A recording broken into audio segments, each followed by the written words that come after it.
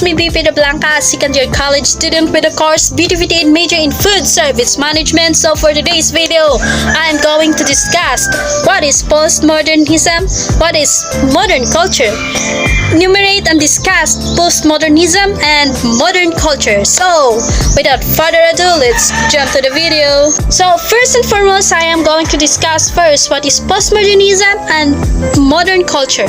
So what is postmodernism and modern culture? Postmodernism and modern culture are two literary movements that took place during 19th century and 20th century. So what is postmodernism?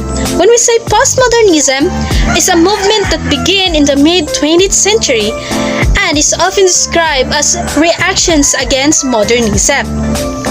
Its worldviews tells that everything is contingent and that nothing fixed. Moreover, postmodernism is a term current inside and outside the academic study of popular music culture. It has entered discourse as different as pop music, journalism, and Marxist debates on the cultural condition of late or multinational capitalism.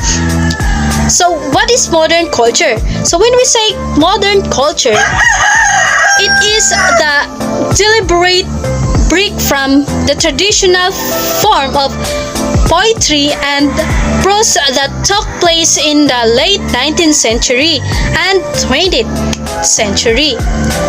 The idea of reality underwent a major change during this movement.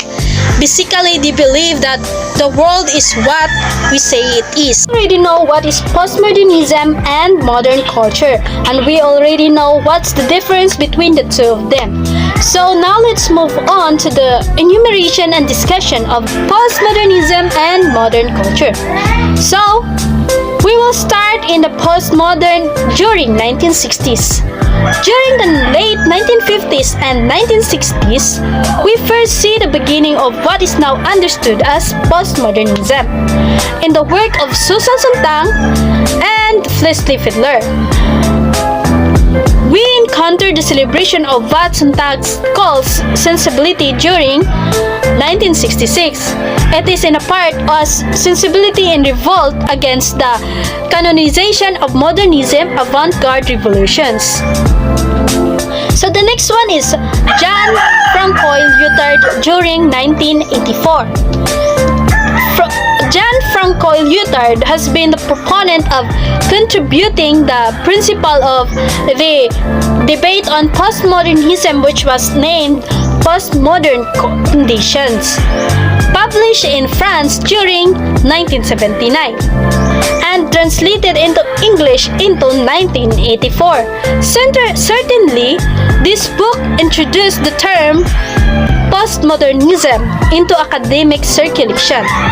For Lyotard, postmodern condition marked by crisis in the status of knowledge in Western societies and what he calls the obsolescence of the meta-narrative apparatus of legitimation.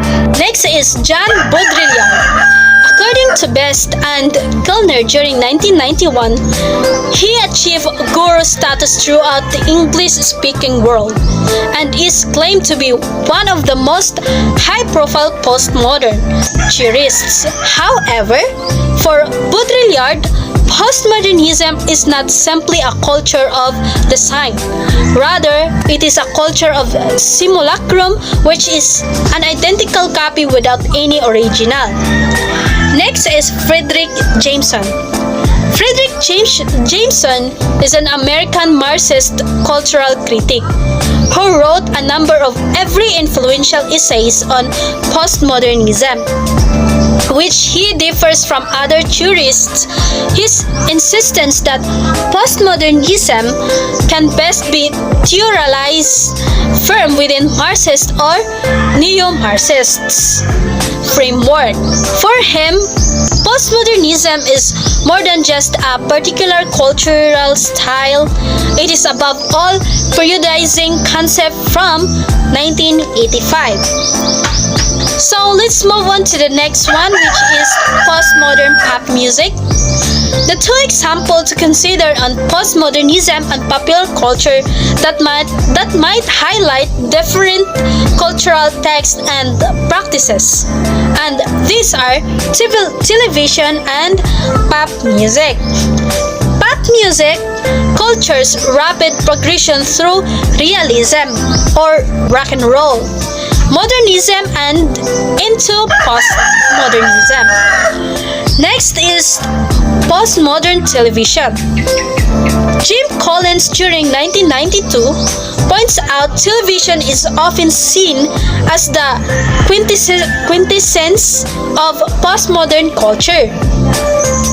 This claim can be made on the basis of a number of television, textual, and contextual frameworks.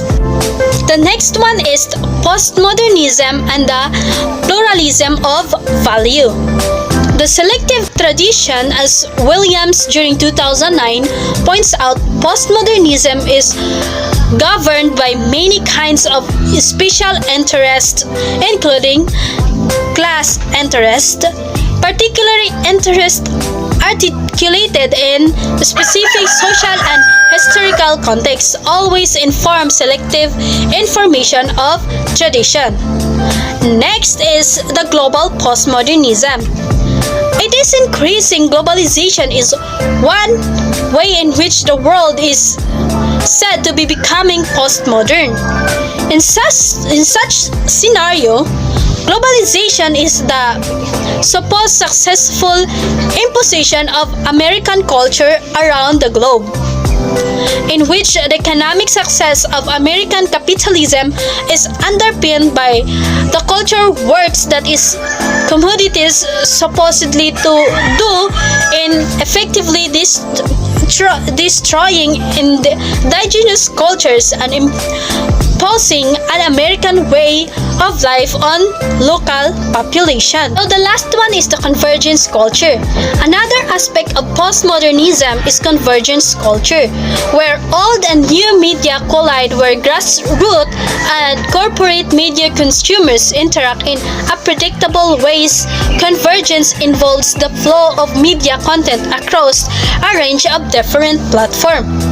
Convergence culture is the result of three factors. These are: the first one is concentration of media ownership, the second one is technological change, and the third one is the consumers of media. So that's the end of my discussion. I hope you understand and learn something about this discussion.